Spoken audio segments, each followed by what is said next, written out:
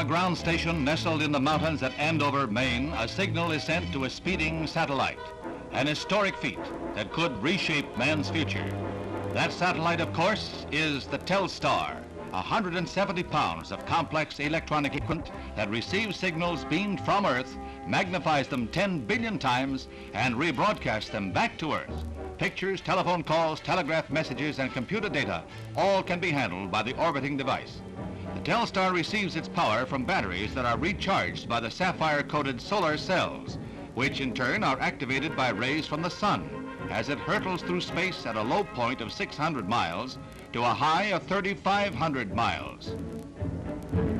The Telstar is set aloft from Cape Canaveral atop a Thor Delta rocket in a joint industry government effort.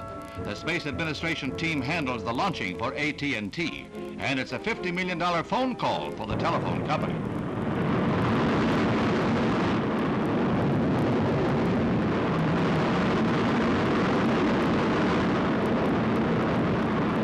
Future plans call for the orbiting of 20 to 25 satellites like the Telstar.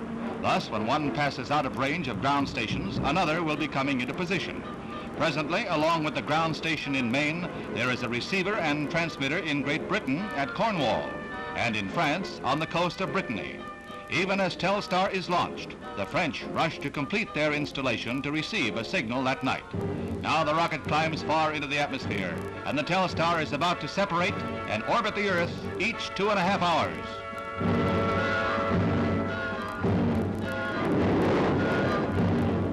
Starting with the 6th orbit and through the 9th, the Telstar is in range of both the U.S. and European stations, and pictures are received clearly in France, with somewhat lesser success in Britain on this first test.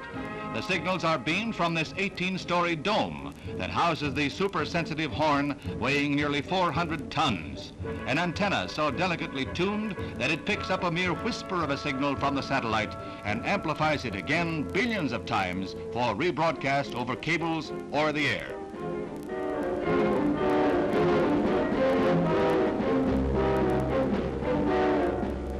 Now comes the historic moment. A moment compared in significance with the first message sent over the telegraph. This is the first picture transmitted to outer space and received back again on Earth. Scenes of the dome at Andover are flashed across the sea, and man marks another milestone in this age of scientific miracles. So proudly it waves.